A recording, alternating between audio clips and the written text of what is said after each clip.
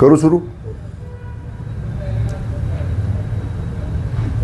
बामणोली परिसरातील ड्रग्ज प्रकरणासंदर्भामध्ये शिवसेना उबाटाच्या प्रवक्त्या श्रीमती सुषमा अंधारे यांनी राज्याचे उपमुख्यमंत्री तथा आमचे नेते आदरणीय एकनाथजी शिंदे साहेब आणि त्यांचे बंधू श्री प्रकाश शिंदे यांच्यावरती जे बेछूट आरोप केलेले आहेत त्याच्यावरती कालच मी विस्तृत भाष्य माध्यमांच्या समोर केलेलं आहे.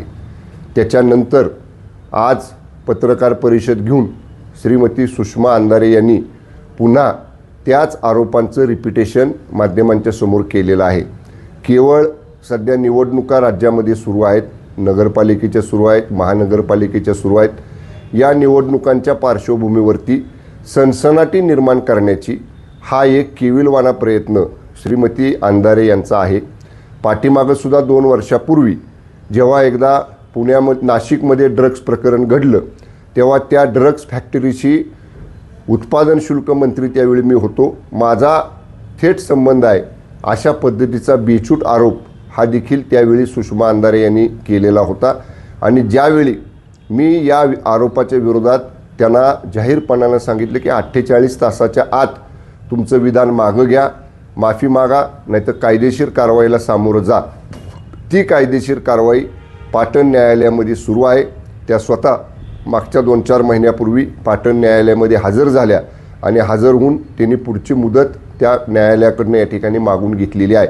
मी आज परत श्रीमती अंधारेंना सांगतो की आदरणीय शिंदे साहेबांचा आणि प्रकाश शिंदे साहेबांचा दुरान्वयानंही या प्रकरणाशी कसलाही संबंध नाही.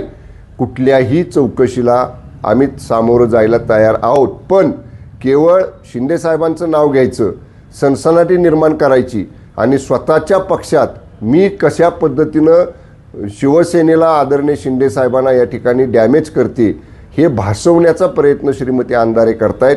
त्या मगाशी म्हटल्या की मी शंभूराज देसाईंच्या केसालाही घाबरत नाही. मी अशा पद्धतीचं वक्तव्य त्यांच्याबद्दल करणार नाही, पण न्यायालयीन प्रक्रिया पाटण न्यायालयामध्ये चालू आहे. मी अंधारे मॅडमला परत एकदा सांगतो की अशी वक्तव्य करून न्यायालयाचा तुम्ही अवमान करत नाही ना याची एकदा परत तुम्ही स्वतःच्या मनाची खात्री करा. आणि राहिला प्रश्न जो आता तुम्ही आरोप, बेछूट आरोप जावली बामणोली ड्रग्ज प्रकरणाशी केलेला आहे, मी परत सांगतो, जर तुम्ही हे अशा पद्धतीचं वक्तव्य मागं घेतलं नाही तर जसं नाशिक प्रकरणात तुम्ही माझ्यावर आरोप केला आणि तुम्हाला न्यायालयीन प्रक्रियेला सामोरं जावं लागलं, तसंच याही प्रकरणात तुम्हाला निश्चितपणानं न्यायालयीन प्रक्रियेला सामोरं जावं लागेल. लोकांना आदरणीय एकनाथजी शिंदे साहेबांचं नेतृत्व, त्यांचं व्यक्तिमत्व, त्यांच्या परिवाराचं काम सगळ्यांना माहिती आहे. आणि अशा एका निस्वार्थ भावनेनं काम करणाऱ्या शिंदे परिवाराला बदनाम करण्याचा केविलवाणा प्रयत्न श्रीमती अंधारे करतायत.